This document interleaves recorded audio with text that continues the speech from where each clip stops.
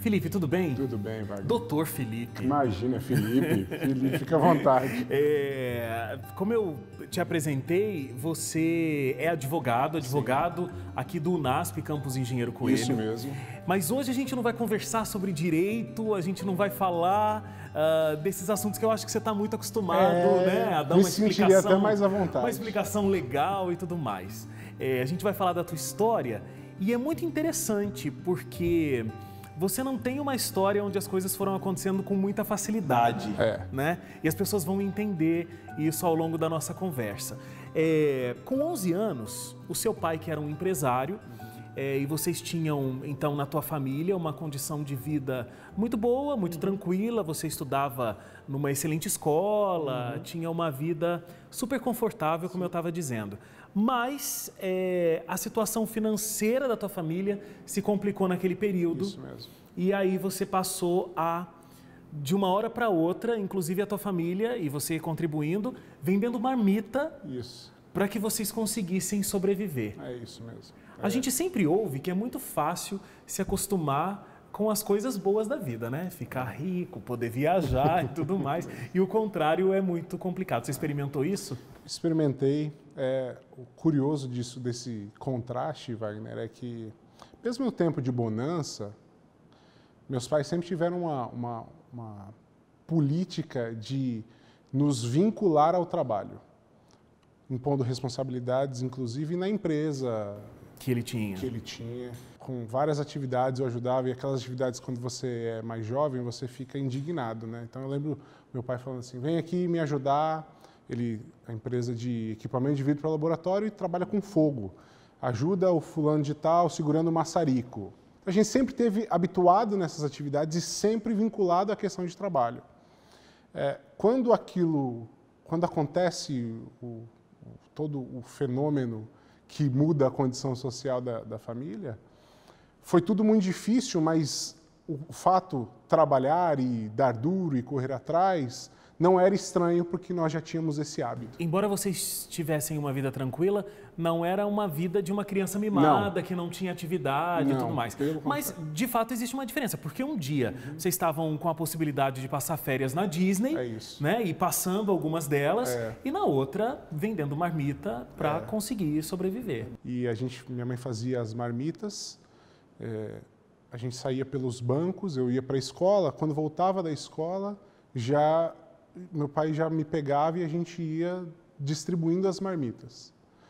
E normalmente à tarde, que ele ainda tentava no trabalho dele, como ainda faz agora, não com tanta potência financeira, fazia, óbvio, né, porque a condição quebrou.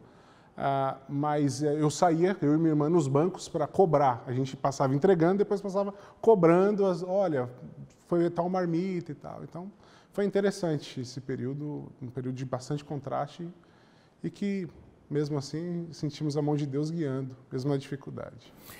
Um outro elemento da tua história que é bem interessante é que você tem uma carreira no esporte.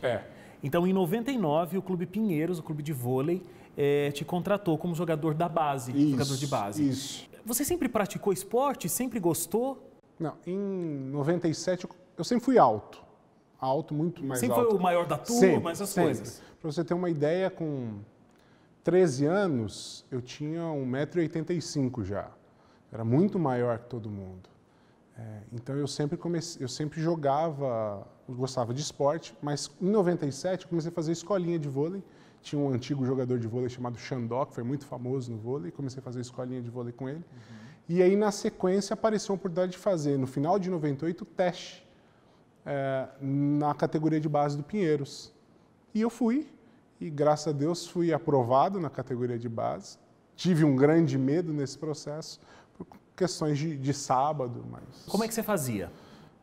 No começo eu fui aprovado, fui conversar com o técnico, e aí quando eu conversei com o técnico, falei, olha, eu sou adventista do sétimo dia, um dos fundamentos da nossa fé é a guarda do sábado, e então por isso gostaria de pedir para que nos sábados, eu expliquei sobre a questão do pôr do sol, que eu não treinasse nem jogasse nesses dias. E algo que todo mundo reputava como impossível, aconteceu, Deus deu essa oportunidade e Ele autorizou que eu não treinasse. E mais, Ele sempre trabalhou junto à federação para mudar os jogos aos sábados e sexta-feira à noite, para que eu pudesse ter essa oportunidade.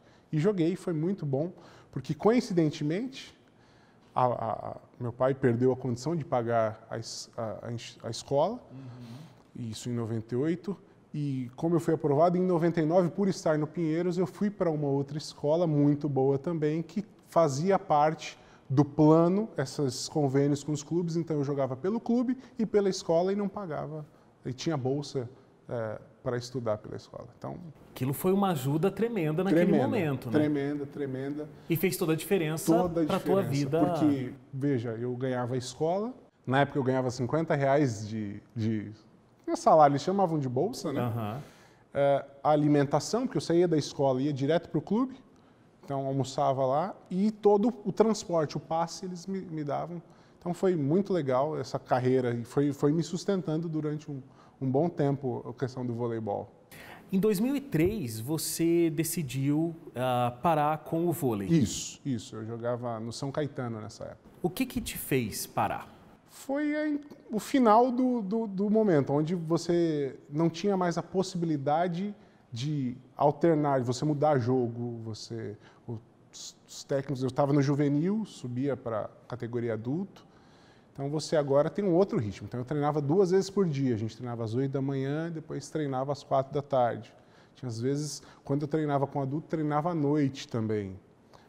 Aí eram 3 vezes? Eram 3 vezes. Então é muito puxado. E, como você sabe, no profissional, a televisão manda nos horários dos jogos. Então você não tem mais essa possibilidade de mudar.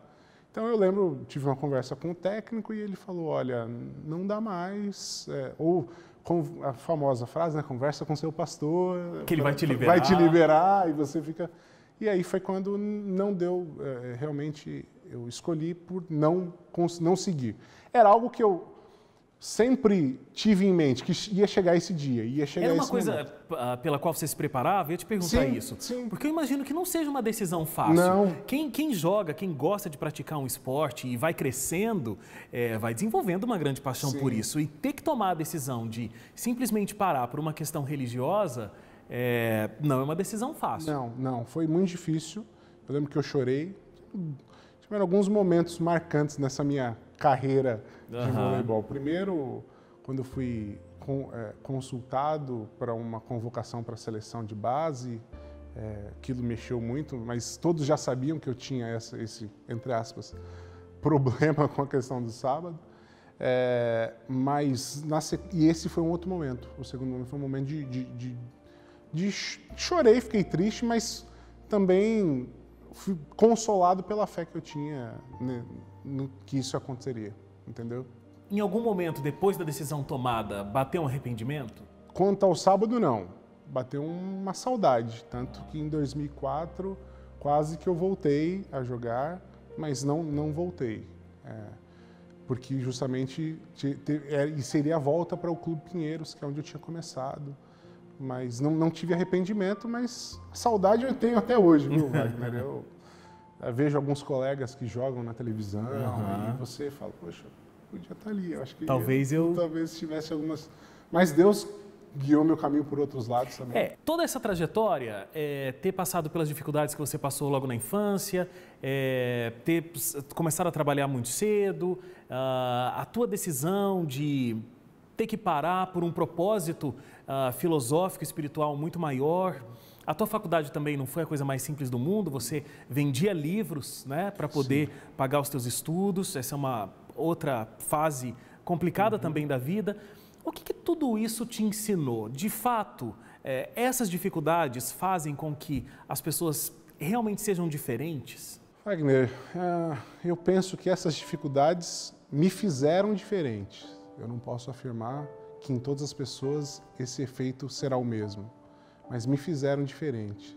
Em que sentido? No sentido de que eu, por essas razões, tive que amadurecer mais cedo, tive que, óbvio, com a ajuda dos meus pais, mas tive que caminhar sozinho mais cedo, tomar decisões por mim mesmo mais cedo. E isso, a meu ver, me trouxe uma maturidade no campo profissional e pessoal que talvez, se eu não tivesse tido esse caminho, eu não a teria tão cedo. Então, eu acho que isso eu trago isso como um valor. Você citou a questão, o tempo da faculdade foi duríssimo, duríssimo, duríssimo. Eu lembro que eu voltava do estágio, porque aí eu consegui 2 estágios em Campinas. Nesse período que eu consegui 2 estágios em Campinas, de manhã e à tarde, eu não podia mais vender os livros. Então, porque não tinha tempo para isso. E não tinha as férias para isso. Eu lembro que dentro dos ajustes eu conseguia jantar com R$1, que era exatamente quando eu voltava de Campinas, eram 2 ônibus, um parava numa cidade chamada Cosmópolis, tinha uma padaria perto, que era exatamente o valor de eu comprar 2 pães e 2 fatias de queijo, uma para cada pão. E era assim, e voltava e ia para o trabalho, ia para a faculdade. Então, isso me trouxe uma experiência, uma resiliência, uma vontade de vencer que talvez outro cenário não me trouxesse tão cedo. E talvez, como você disse, fez muita diferença para você, né? Mas uma outra pessoa poderia simplesmente desistir. Muita dificuldade, como é que eu vou fazer?